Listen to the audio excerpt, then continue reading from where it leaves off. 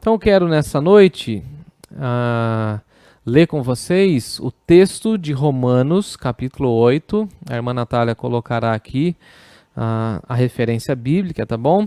Romanos 8, versos 29 e 30. Se você está chegando agora no nosso canal ou até mesmo deseja retomar as mensagens, eu preguei duas mensagens aqui nesse capítulo de Romanos. Eu falei sobre o Espírito Santo que intercede por nós, aí a partir do verso 26. Falei sobre a certeza do amor de Deus, a partir do verso 31, como nós lemos no início do culto. E na semana passada eu li o verso 28, quando o apóstolo Paulo fala que nós sabemos que todas as coisas cooperam para o bem daqueles que amam a Deus, daqueles que são chamados segundo o seu decreto. Então, se você não ouviu nenhuma dessas mensagens, você pode aqui acompanhar em nosso canal. Se você está chegando aqui e não se inscreveu ainda, aproveita, eu vou aproveitar esse momento aí, curta a nossa transmissão, participe aí no chat e se inscreva no nosso canal e clique lá no sininho, tá bom? E hoje nós vamos seguir a partir do verso 29 e 30, tá bom? Diz assim a palavra do nosso Deus: Porquanto aos que de antemão conheceu, também os predestinou para serem conformes à imagem do seu Filho, a fim de que ele seja o primogênito entre muitos irmãos. E aos que predestinou, a esses também chamou. E aos que chamou, a esses também justificou. E aos que justificou, a esses também glorificou. Romanos capítulo 8, 29 e 30. Convido você a orar comigo nesse instante e pedir que Deus fale ao nosso coração. Senhor, nosso Deus e nosso Pai, a nossa oração é que o Senhor, que conhece o nosso coração, o Senhor que sonda o nosso coração, que o Senhor também, de uma maneira muito poderosa, fale ao nosso coração. Ó Deus, coloque no nosso coração as verdades bíblicas, as convicções da fé cristã, a fim de que o nosso coração continue firmado na Tua presença e que o nosso coração seja alimentado pela esperança do Teu Evangelho. Em Jesus nós oramos agradecidos. Amém, amém, amém. O tema da nossa reflexão hoje é conformes à imagem de Cristo. Esse é o padrão do Evangelho, nos levar a ter uma vida igual à imagem de Cristo. Esse é o padrão do discipulado.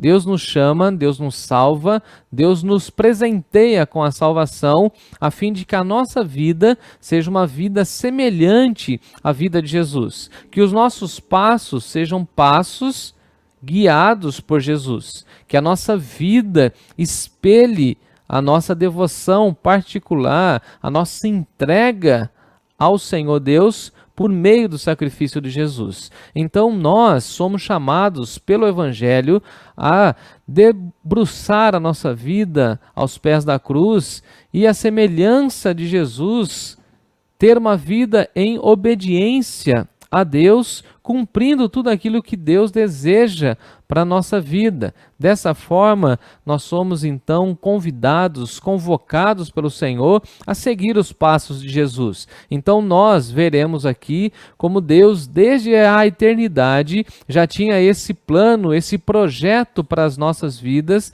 e assim nós somos desafiados a fazer tudo aquilo que Jesus fazia, a agir como Jesus agia, a ter posturas semelhantes à do nosso Mestre Jesus, a ter uma maneira de pensar, de agir, de falar, de conversar, de se relacionar, de ter uma visão em relação à vida, uma visão em relação à eternidade, pautada pela própria visão de Jesus. Então essa é a intenção, a motivação de Paulo ao escrever a princípio esses dois versos. Na semana passada a gente pôde contemplar que Paulo vai dizer para nós que nós sabemos, e de fato sabemos, que todas as coisas cooperam para o bem. Então Deus age na nossa vida, nada, nenhum evento da nossa vida está fora do controle de Deus. tudo coopera, ou seja, tudo converge para o nosso bem. Deus usa, inclusive, situações adversas, difíceis, para o nosso crescimento.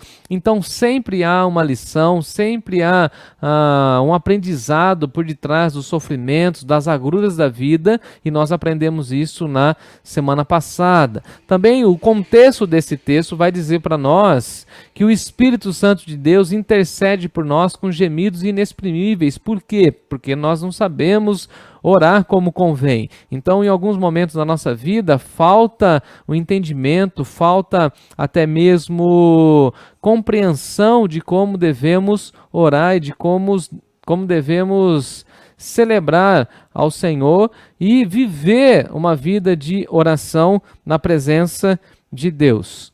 Deu um pico de energia, eu vou precisar da paciência dos irmãos. Ô, Natália, você pode ver a iluminação aqui para mim? Isso. Então o no break aqui avisou e a lâmpada ficou piscando. Então a irmã Natália vai ligar aqui de novo, senão a minha labirintite volta, né? Então vamos seguir aqui sem a iluminação. Então, como eu estava falando, aqui dentro desse contexto nós temos todas essas ênfases, ou seja, todas essas possibilidade de interpretação no texto, ou seja, um texto extremamente rico. E a partir do verso 29, Paulo vai apresentar para nós 5 afirmações incontestáveis do amor de Deus, ou seja, 5 afirmações em que nós podemos contemplar, visualizar o amor de Deus manifestado na nossa direção. E depois o apóstolo Paulo vai dizer que em Cristo nós somos mais do que vencedores, em Cristo nós somos mais do que vitoriosos. E depois ele vai encerrar falando e mostrando para nós que nada pode nos separar do amor de Deus que está revelado em Cristo Jesus. Então aqui nós temos 5 estágios em que nós podemos visualizar o propósito da salvação que Deus nos concedeu. Então eu quero com vocês nesse momento passar essas 5 verdades incontestáveis que o apóstolo Paulo apresenta para nós, e essas 5 verdades vão nos levar a ter essa vida em conformidade à imagem do Senhor Jesus, ou seja, que a nossa vida possa espelhar Jesus, que as pessoas ao olharem para nós não vejam o nosso ego, não vejam a nossa personalidade, mas vejam Jesus em nós. Então, em primeiro lugar, o texto de Paulo vai dizer para nós que Deus nos chamou. E essa experiência é muito interessante porque Deus nos conhece. Diz o texto que Deus nos conheceu a partir do verso 29. Olha o que ele diz: portanto, aos que de antemão conheceu. Então, em primeiro lugar, Deus nos conheceu. E aqui Paulo está falando da presciência de Deus, ou seja, Deus que conhece tudo antes de tudo se tornar ou vir à existência. E aí você pode imaginar e contemplar essa afirmação categórica e teológica em que Paulo está falando que Deus é eterno. E nós precisamos ter essa convicção no nosso coração, que Deus nos conhece, que Deus conheceu tudo antes de tudo vir a existir. E aí nós precisamos retomar as primeiras aulas que tivemos a respeito de Gênesis. Deus conheceu o mundo antes do mundo existir, porque foi Ele mesmo que fez o mundo existir. Deus conheceu Adão antes de Adão vir à vida. E o que Paulo está querendo nos ensinar aqui é que o seguinte: Deus nos conheceu.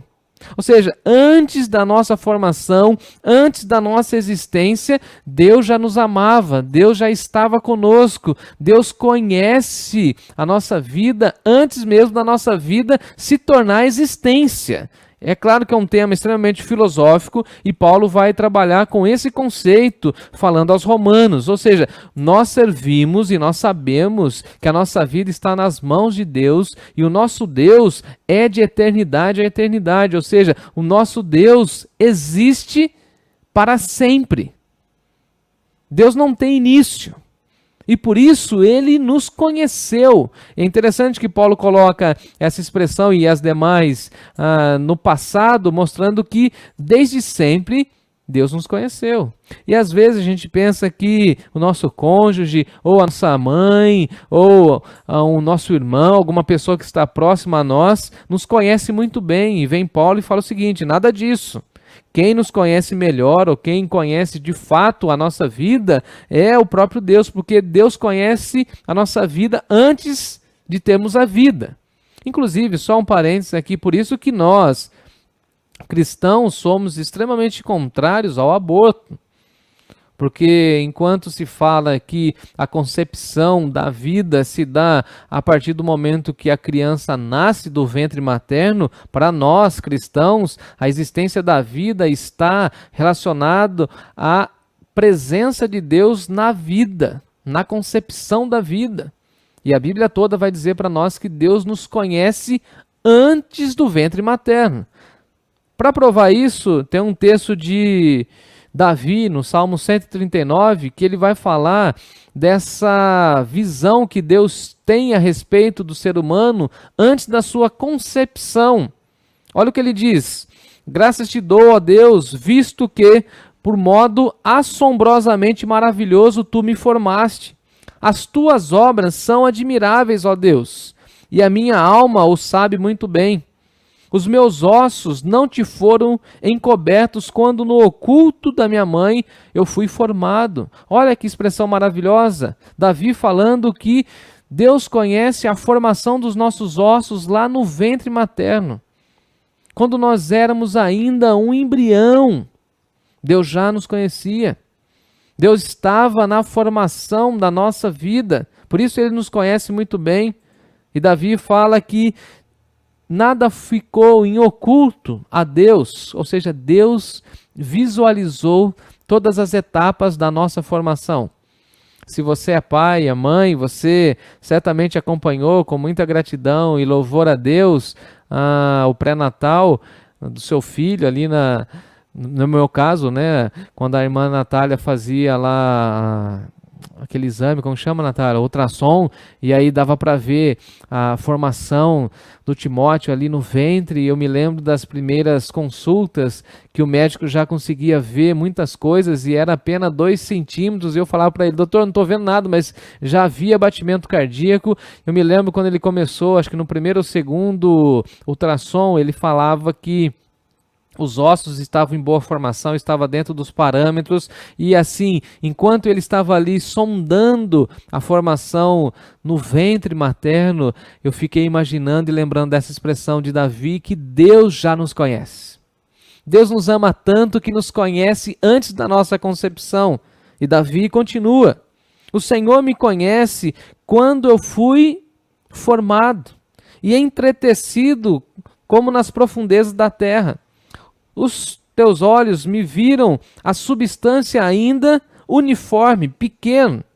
E no teu livro foram escritos todos os meus dias, cada um deles escritos e determinados quando eu nem sabia ainda o que era a vida. Isso está escrito lá no Salmo de número 139. Gosto também da expressão de Deus falando com Jeremias e Deus falando assim: antes que eu te formasse no ventre materno, eu te conheci. Antes de você existir, ó Jeremias, eu já te conheci. Então Paulo está trazendo essa verdade para nós aí no versículo 29. Aos que de antemão conheceu, Deus nos conhece antes da nossa concepção. Veja o amor incrível de Deus. Antes da nossa formação, Deus já nos conhecia. Essa é a primeira lição. E essa lição deve ser uma lição incontestável. Nós precisamos carregar essa marca no nosso coração. Deus te conhece muito, muito, muito bem. Antes de qualquer pensamento, Ele já sabe o que você vai fazer com aquele pensamento. Ele te conhece, Ele sabe. É interessante que nas nossas relações humanas, quando a gente olha para uma pessoa querida, a gente já sabe o que ela está querendo falar com o seu olhar, com a sua postura. Quem é pai, quem é mãe sabe a forma de se comunicar do filho, se ele fala, e a forma como ele fala, como isso revela, porque já temos alguns códigos e a gente consegue decifrar mas Deus conhece aquilo que é oculto a nós. Por exemplo, Deus conhece o nosso pensamento. A palavra ainda não chegou na boca, mas Deus já conhece. Deus conhece as nossas motivações. Deus conhece aquilo que vai em nós. Deus conhece os nossos pensamentos. Deus conhece os nossos pecados ocultos. Deus conhece as nossas boas motivações. Deus conhece tudo. Porque Ele nos conhece antes de nós existirmos. Isso é maravilhoso demais. Isso deveria trazer muita tranquilidade ao nosso coração. Em segundo lugar, Paulo vai dizer que Deus nos predestinou. Isso também é muito magnífico, porque a nossa declaração de fé, inclusive, ela fica bem equilibrada quando nós falamos da predestinação, porque há uma corrente teológica que diz e afirma que nós somos predestinados, e aí caminha somente com essa vertente da predestinação. E algumas pessoas que não querem ficar discutindo a questão da predestinação se distanciam desse tema e falam assim, não há predestinação, mas não temos como fugir. A predestinação ou esse tema teológico está escrito nas Escrituras e não podemos fugir dele. E aí vem a nossa declaração de fé, a declaração dos batistas, e de uma forma muito brilhante ela faz uma visão, ela apresenta para nós uma visão harmônica. Nós somos predestinados, está nas Escrituras, mas predestinados com uma finalidade, como nós veremos aqui. E essa expressão no grego, predestinado, significa que Deus decidiu de antemão. Se Ele é Deus, Ele decide. Ele que governa, e nós não podemos e nem devemos ter nenhuma dificuldade em relação a isso. O Senhor é o eterno, e o eterno, o Criador, é Ele que decide, é Ele que governa. E ao conhecer e estudar um pouco a respeito desse termo, eu fiquei ainda mais tranquilo, porque desde a eternidade Deus decidiu aqueles que creriam no Evangelho, porque Deus conhece tudo. Então repare que Paulo vai colocando as expressões de uma maneira bem lógica e didática. Se Ele nos conhece, Ele sabe quem vai aceitar e quem não vai aceitar o Evangelho. E aí Paulo coloca essa questão da predestinação. E aí Paulo vai dizer o seguinte, nós somos predestinados com uma finalidade, porque a expressão no grego é muito interessante, ele fala o seguinte, também os predestinou, aqueles que ele o conheceu, ele também os predestinou, e ele coloca uma conjunção, ele fala assim, para, e aí o para revela para nós a finalidade, a intenção. Nós somos predestinados para sermos conformes à imagem do seu Filho. Então Deus deseja que todos sejam salvos, e aqueles que são salvos, ou seja, que creram no Evangelho, têm uma finalidade. Deus já sabe. Claro que sabe. Nada pega Deus de surpresa. Claro que não. Então Deus já sabe aqueles que irão crer no Evangelho. E como Deus já sabe aqueles que irão crer no Evangelho, a regra é o seguinte, aqueles que creem no Evangelho têm que ter a imagem, ou ser conformados no sentido de ter a mesma postura, se encaixar na mesma forma de Jesus, porque essa é a ideia do texto grego, de conformidade, de entrar no mesmo padrão, ou seja, nós somos amados por Deus e recebemos esse privilégio dele nos conhecer e dele nos predestinar com uma finalidade. Qual é a finalidade? Para sermos a imagem de Jesus. Então Deus nos predestinou. Deus, desde a eternidade, deseja que sejamos a imagem do seu Filho.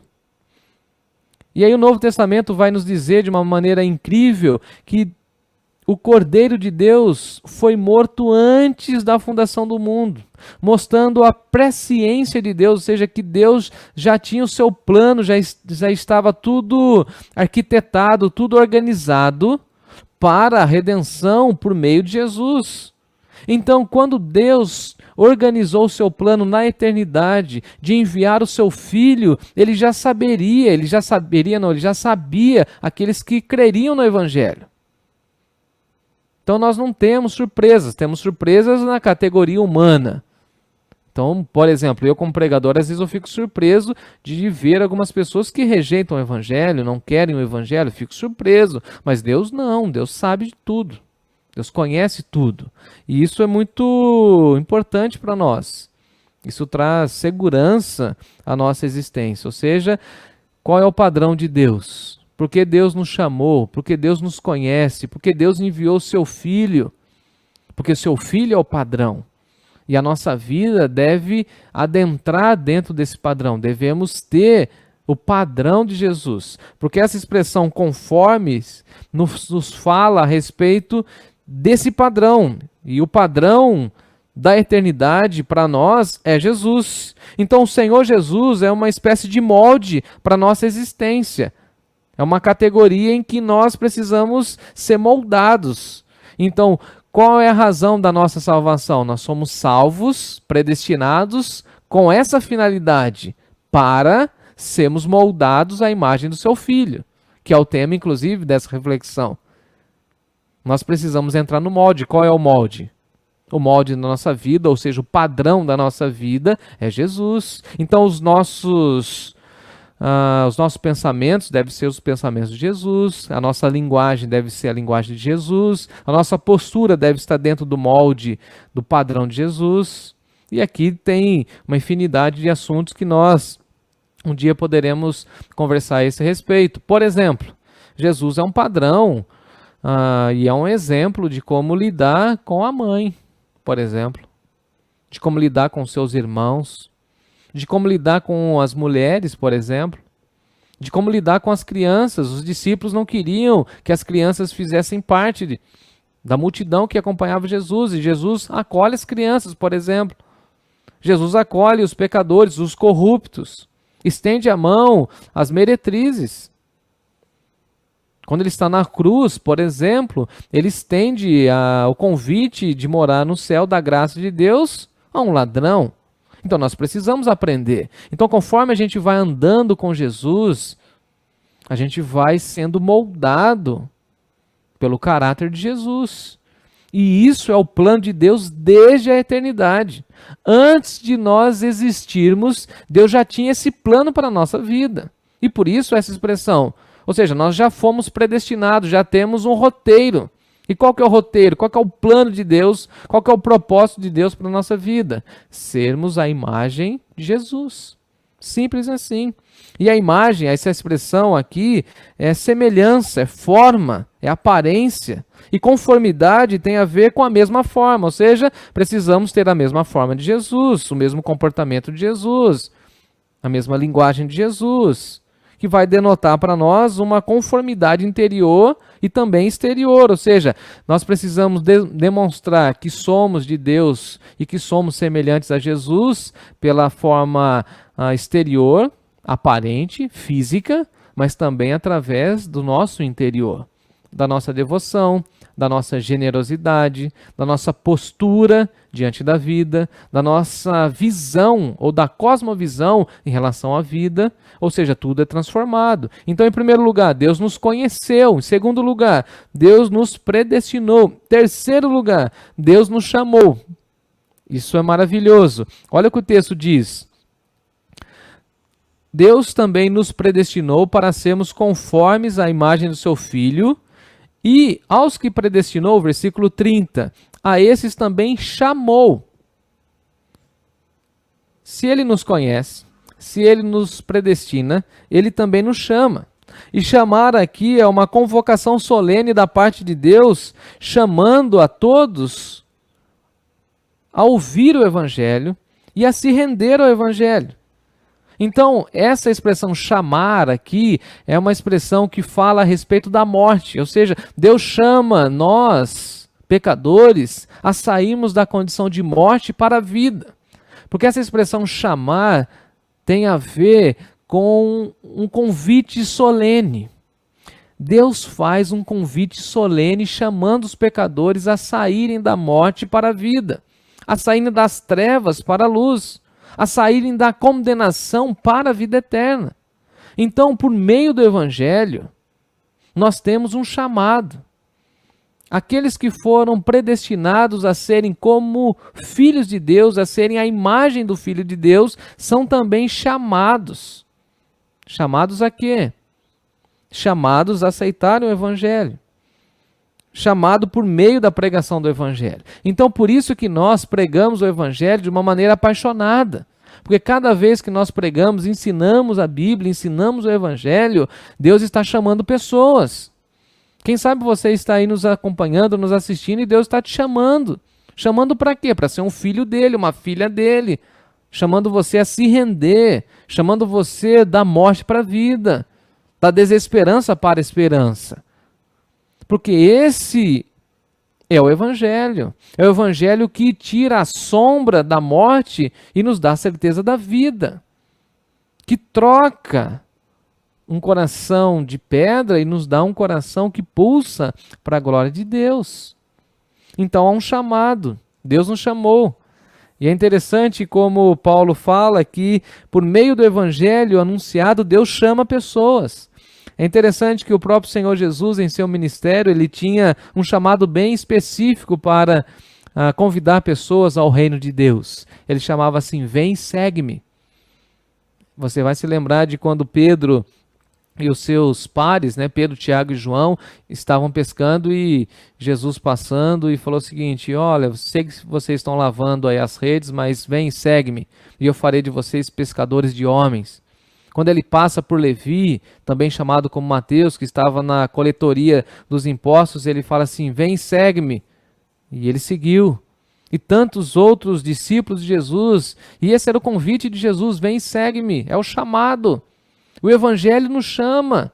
O Evangelho não permite que nós fiquemos no mesmo estado que estávamos. Nós somos chamados a uma convocação solene. Vem, vem e segue a Jesus. Vem e se entrega a Jesus. É interessante quando Jesus está diante da grande multidão, por exemplo, lá em Mateus capítulo 11, ele fala assim, vinde a mim, todos. Quais todos? Todos que estão cansados e sobrecarregados. Olha que convite abrangente, ou seja, olha que chamado de Jesus. Jesus estava chamando as pessoas que estavam cansadas e oprimidas. E a pergunta é, quem não está cansado e oprimido? Quem não está esgotado? Quem não está desesperançoso diante do cenário político, religioso da vida, que era o cenário do primeiro século e que também é o cenário em que nós estamos inseridos hoje? E aí vem Jesus e nos chama, nos convoca. Vem e segue-me. Há uma convocação da parte de Deus. Desde Gênesis a gente vai acompanhando como Deus vai chamando, como Deus vai nos convidando as pessoas a se ingressarem no reino dele. Há um chamado. Deus chama pessoas por meio do Evangelho. Alguns creem, outros não creem. Mas Deus está chamando as pessoas ao arrependimento. E aí o apóstolo Paulo fala, esses que ele predestinou, a esses também ele chamou. Ele convoca, ele chama. Ele desperta, ele chama. Seja feliz e ouça o chamado de Deus. Em quarto lugar, Deus nos justifica. Deus nos justificou. É interessante isso. Aquele que ele chamou, olha que está aí no versículo 30. E aos que chamou, a esses também justificou. Deus justifica aqueles que são chamados pelo Evangelho e que creem no Evangelho. Em Romanos, inclusive, esse tema da justificação é um tema amplamente falado e ensinado por Paulo. A justificação traz ao nosso coração paz com o nosso Deus. E aí você que acompanha essa exposição bíblica, você pode perguntar, olha, mas eu não sou justo. E aí que entra o sentido da justificação. A justificação é esse processo em que Deus nos declara justos por meio do sacrifício de Jesus. Isso é magnífico. Só esse ponto da teologia paulina daria muitos ensinos. E eu espero que um dia a gente possa trabalhar com todos esses conceitos teológicos e ensinar, instruir o nosso povo. Nós não somos justos, mas nós somos declarados justos por meio da justiça que Jesus cumpriu na cruz. Isso é justificação.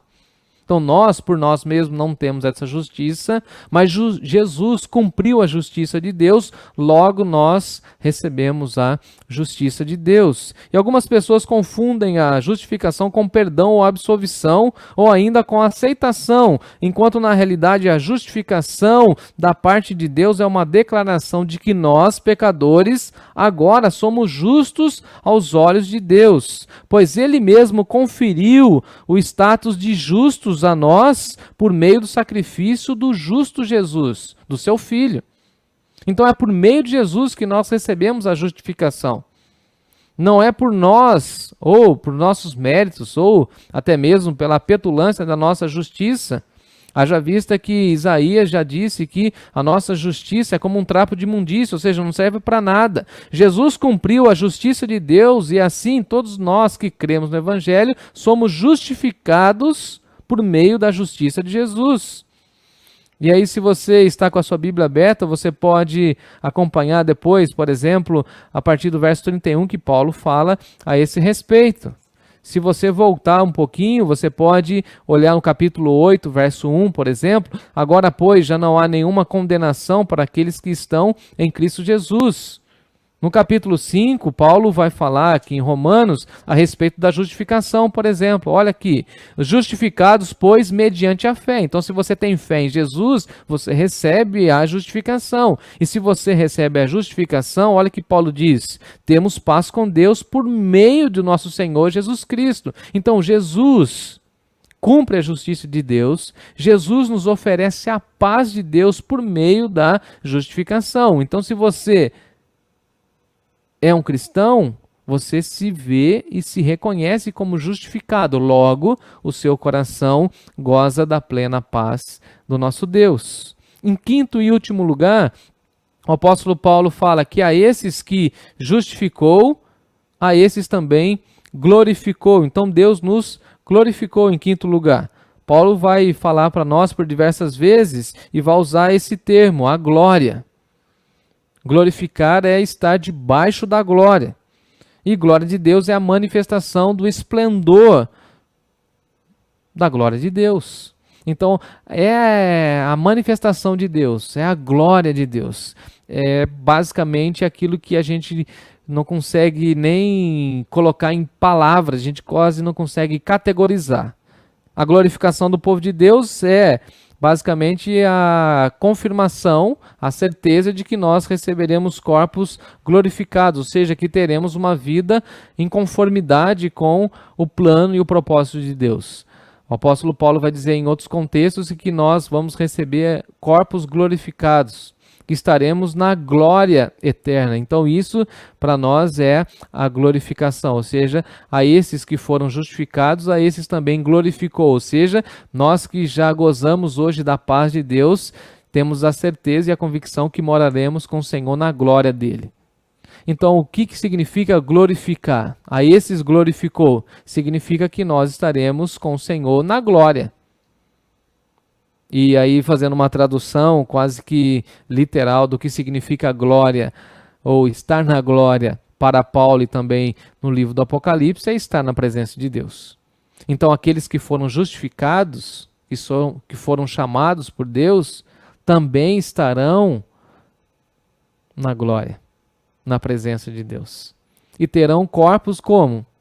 Terrenos? Não, corpos glorificados. Ou seja, corpos que vêm diretamente da parte de Deus, corpos perfeitos. Então repare como o texto ele vem numa cadência e vem nos ensinando essas certezas absolutas. Deus nos conheceu, Deus nos predestinou, Deus nos chamou, Deus nos justificou. Em quinto lugar, Deus nos glorificou. Ou seja, Deus nos deu essa certeza de que teremos um corpo glorificado, de que moraremos na Nova Jerusalém, de que moraremos na eternidade, ou seja, moraremos na onde? Na glória. E aí, se alguém chegar um dia para você e perguntar, perto ali daqueles momentos finais e derradeiros da vida, fala, onde vai ser o seu CEP? Você fala assim, eu vou morar na glória. Não tem CEP, não tem número. Vou morar na glória. É interessante que Paulo, quando escreve aos Romanos, aos Colossenses, ele fala assim: quando Cristo, que é a nossa vida, se manifestar, então vós também sereis manifestados com Ele em glória. Quando Ele se manifestar, nós seremos manifestados com Ele em glória. Então, na glorificação, a criação passa por essa transformação e a transformação se transforma em uma nova raça, porém sem pecado. Uma nova formação criada à imagem e semelhança de Deus, completamente envolvida pela glória de Deus. Como seres humanos limitados, nós olhamos para a glorificação no estágio futuro, final, derradeiro, e é assim mesmo. Mas nós já podemos antever e saber como será a nossa vida na glória. Se você acompanhar e reler esse texto com essas informações, você vai entender muito aquilo que Paulo escreve aqui aos Romanos capítulo 8 e nos capítulos subsequentes. Deus nos conheceu, Deus nos predestinou, Deus nos chamou, nos justificou e nos glorificou. Eu espero que essas 5 verdades abracem o seu coração nessa noite e traga muita certeza, muita esperança, muita confiança de que aquele que nos conhece antes da concepção da vida está guardando, está atuando em nós e levará a nossa vida para a glória de Deus. Se você ainda não se rendeu ao Evangelho, se renda ao Evangelho. E se você já é cristão e já creu no Evangelho, que essas verdades possam aquecer o seu coração e possam firmar a sua fé e a sua convicção aqui e agora, sabendo que um dia estaremos com Ele na glória eterna. Nós somos seres glorificados para a glória do Pai, por meio de Jesus. Eu espero que o Senhor continue a falar ao seu coração e complete aquilo que, de uma maneira humana, eu não consegui ensinar a vocês. Que Deus abençoe o meu, o seu e os nossos corações. Amém, povo de Deus.